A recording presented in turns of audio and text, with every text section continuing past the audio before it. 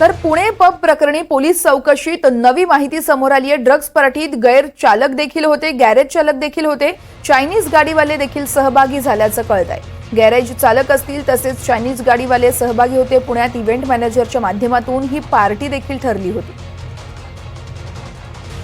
या संदर्भात अधिक माहिती जाणून घेऊयात। आमचे प्रतिनिधी राहुल कुलकर्णी आपल्यासोबत फोन लाईनवरून जोडले जात आहेत। राहुल, आपण पाहतोय पुणे ड्रग्ज प्रकरणी खरं तर नवनवे खुलासे येत आहेत। आता तर नवीन माहिती समोर आली आहे। गॅरेज चालक आणि चायनीजचे गाडीवाले देखील या पार्टीत सहभागी होते। हो, आणि नौकरदार पण होते। आणि हे जे पार्टीत सहभागी झालेले तरुण मुलं आहेत ती पुण्यातल्या विविध भागातील रहिवासी आहेत। त्यांनी इथे पार्टी करायच्या आधी आणखी एक ठिकाणी त्यांनी पार्टी केलेली होती। खरं म्हणजे हे वेगवेगळे बार आणि पब मध्ये रात्रीच्या वेळी पार्टी करण्यासाठी भेटत असलेली ही मुलांची टोळी आहे। हडपसरमध्ये त्यांनी क्लार्ट या हॉटेलमध्ये रात्री 1 ते 1:30 दरम्यान पार्टी केली होती। आणि हा जो एफसी रोडवरचा पब आहे तो नियमानुसार 12:30 वाजता बंद झाला होता। पण त्यानंतर मात्र इव्हेंट मॅनेजर अक्षय कामठे आणि डीजे चालक दिनेश मानकर यांनी पब चालकाला फोन केला आणि पुन्हा एकदा तिथे पार्टीला सुरुवात झाली। ती पार्टी सकाळी 6 वाजेपर्यंत चालली।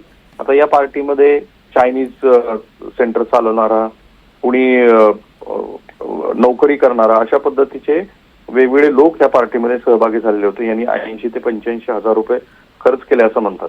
आता पोलिसांनी आपल्याला एक माहिती आणखी दिली आहे की यातल्या 10 जणांचे रक्ताचे नमुने पोलिसांनी वैद्यकीय तपासणीसाठी घेतलेले आहेत, कारण एनडीपीएस ऍक्ट नुसार गुन्हा दाखल झालेला नाहीये।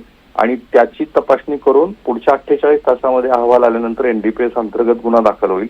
आबकारी विभागाचे 2 अधिकारी पण निलंबित करण्यात आलेले आहेत। निरीक्षक बोबडे आणि सहनिरीक्षक पाटील या दोघांना निलंबित केले। पण सगळ्यात आश्चर्यकारक गोष्ट हीच आहे की या पार्टीमध्ये गॅरेज चालक, चायनीज गाडीवाले, नौकरदार, आयटीतली तरुण मुलं अशी सगळी सहभागी होती। अगदीच राहुल, या संदर्भातले प्रत्येक अपडेट तुमच्याकडून जाणून घेत राहू। तुर्तास धन्यवाद तुम्ही दिलेल्या सविस्तर माहितीसाठी। तर आपण पाहतोय 40 ते 50 जणांच्या या पार्टीमध्ये खरं तर नवीन माहिती समोर आली आहे। पुणे ड्रग्ज प्रकरणी पोलीस चौकशीत नवी माहिती समोर आली आहे। ड्रग्ज पार्टीमध्ये गॅरेज चालक तसेच चायनीजचे गाडीवाले देखील उपस्थित होते।